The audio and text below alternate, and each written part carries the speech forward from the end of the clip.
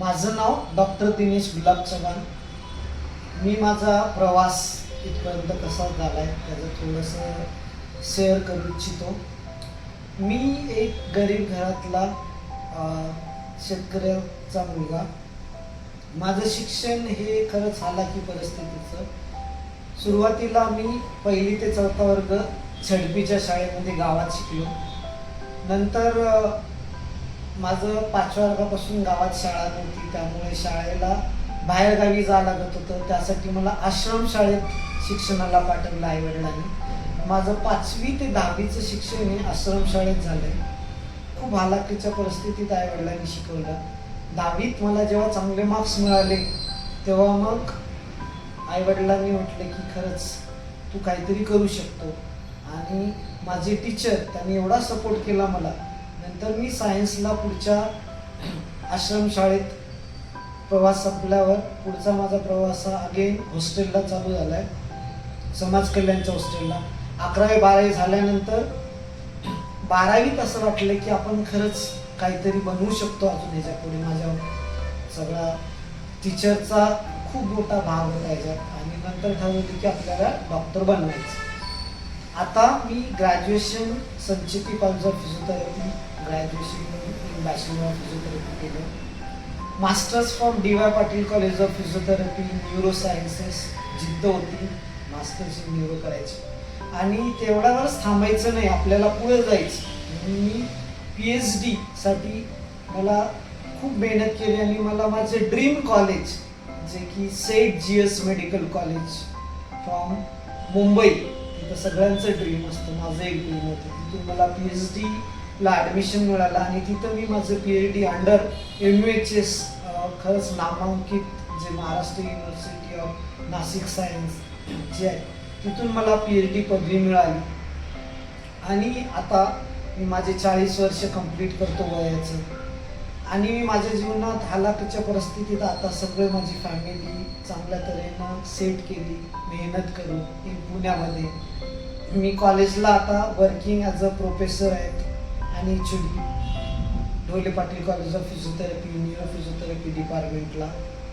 आता मला असं वाटते खरंच मी फॅमिलीसाठी जे समाजकार्य करायचं असतं ते फॅमिलीसाठी सगळं माझे 3 भाऊ आम्ही सगळं सेटल केलं इथं.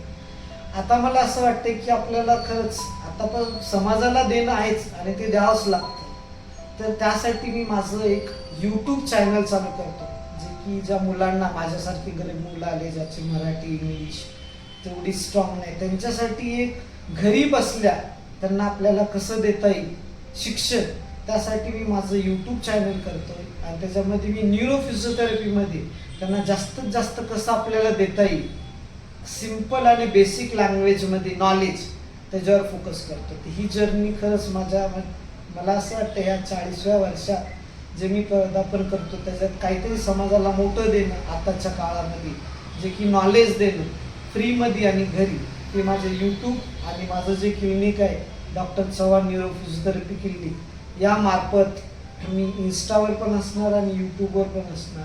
यामार्फत मी सगळ्या महाराष्ट्राला द्यायचा प्रयत्न करणार आहे. आणि ह्यामध्ये मी नुसतंच PhD मास्टर्स आणि ग्रॅज्युएशन हे जे कंप्लीट केले एवढंच नाही, तर माझं इंटरनॅशनल पब्लिकेशन आहे. More than 50 publication of journal national आणि इंटरनॅशनल जर्नलमध्ये आहे.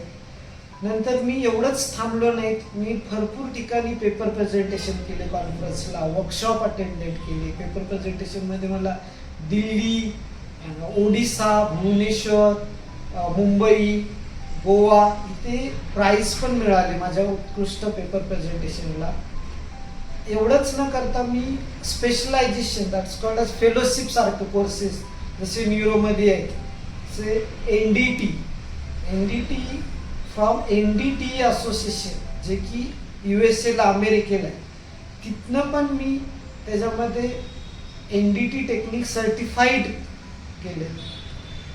ह्याच्यात पण नॉलेजमध्ये भर पाडण्यासाठी मी PNF हे प्रोप्रोसेप्टिव्ह न्यूरोमस्क्युलर फॅसिलिटेशन जे PNF आहे ह्या PNF टेक्निकमध्ये पण मी स्पेशलायझेशन केलं. IPNFA इंटरनॅशनल PNF असोसिएशन त्याच्यात लेवल्स असतात 1, 2, 3, 4 अशा सगळ्या लेवल मी 4 इंटरनॅशनल सर्टिफाईड ज्यांनी बुक्स लिहिले त्यांच्याकडनं शिकलोय. त्याच्यामध्ये एवढंच न थांबता मी ॲक्वॅटिक थेरपीमध्ये पण कोर्सेस केले आणि जे NDS आहे त्याच्यामध्ये पण मी कोर्सेस केले. असं करून मी जेवढं माझं नॉलेज वाढवत आहे तेवढं नॉलेज वाढवण्यावर मी भर केला आणि हे नॉलेज आता जे माझ्यापर्यंत आहे मी प्रत्येक मुलापर्यंत पोचवायचं याच्यासाठी मी प्रयत्न करणार आहे आणि त्याच्यावरच माझा हा पुढचा प्रवास. त्यासाठी मला तुमच्या सगळ्यांच्या शुभेच्छा आणि थँक्यू.